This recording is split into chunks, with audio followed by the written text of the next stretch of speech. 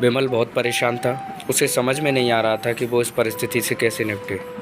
वो अपनी माँ को बहुत चाहता था, किंतु उसकी पत्नी और बच्चे उसकी माँ से बहुत दूर भागते थे, क्योंकि उसकी माँ की एक आंख नहीं थी। साथ ही उसकी कमर भी 90 डिग्री अंश पर झुकी थी।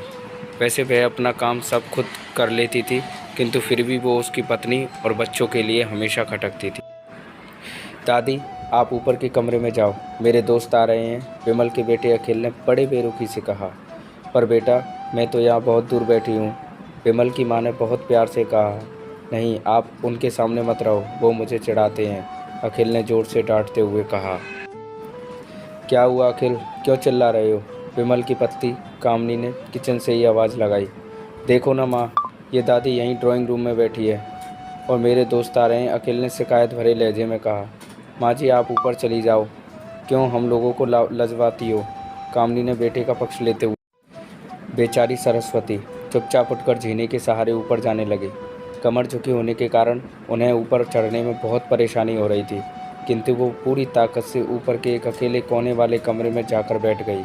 विमल बाजू के कमरे से सब सुन रहा था। उसे कष्ट हो रहा था कि उसकी माँ को अपमानित होना पड़ रहा है, किंतु वो असहाय था। अगर वो कुछ कहता तो पत्नी और बच्चे उसका विरोध करने लगते। दूसरे उनके तर्क भी सही लगते हैं, क्योंकि वो एक प्रशासनिक अधिकारी था। उसका सामाजिक स्तर बहुत ऊंचा था। उसकी ससुराल भी एक उच्च घराने में थी, अतः वह चुपचाप इस तरह हर दिन अपनी माँ को अपमानित होते देखता रहता था।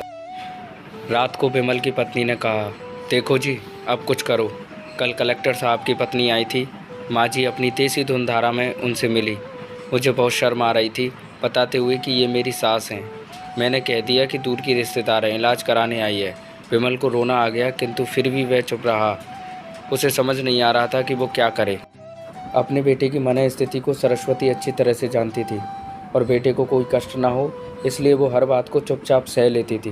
विमल बहुत उदास रहने लगा, क्योंकि एक तरफ परिवार और सामाजिक स्तर पर जीने की प्रतिबद्धता थी, तो दूसरी ओर माँ। आखिर माँ से अपने बेटे की यह हालत नहीं देखी गई। एक दिन उसने अपने बेटे से कहा, विमल, बहुत दिन हो गए हैं, मैं अपने गांव जाना चाहती हूँ, मुझे वहाँ पहुँचा दो, मेरा यहाँ मन नहीं लग रहा। किंतु माँ, वहाँ तो कोई नहीं है, तुम्हारी देखभाल कौन करेगा? विमल ने आश्चर्य से पूछा।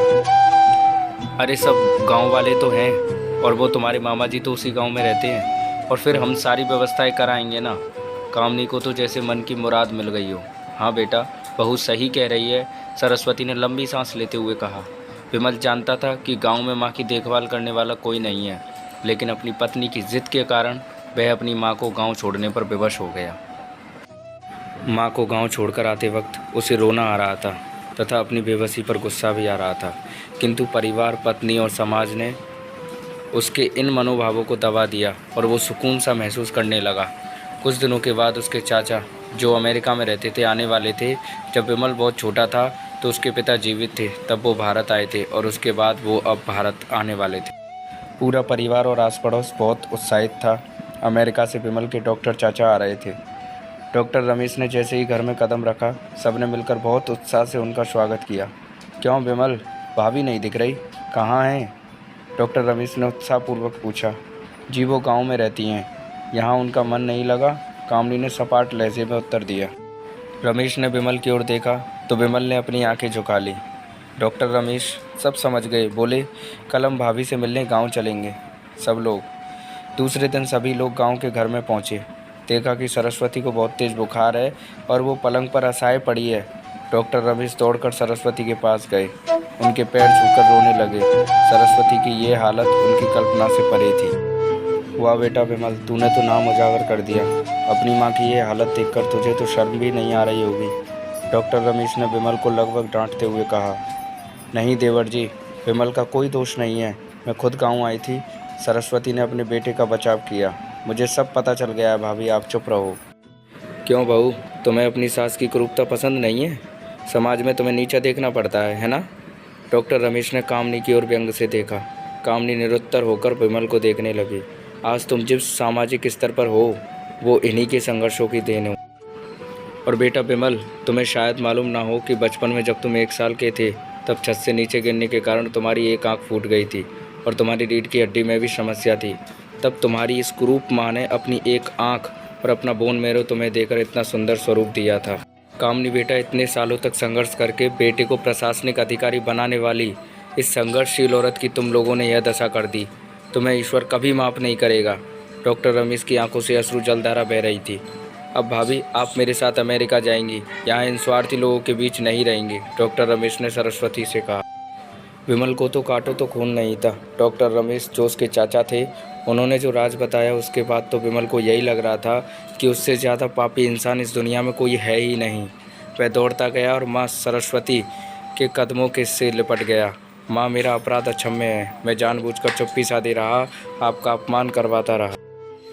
अब सिर्फ आप ही उस घर में मेरे साथ रहेंगी और कोई नहीं। विमल ने आग्नेय दृष्टि से अपनी पत्नी और बच्चों को देखा। कामनी को भी बहुत पश्चाताप हो रहा था, किंतु उसकी हिम्मत नहीं हो रही थी कि वो सरस्वती से आंख मिलाए।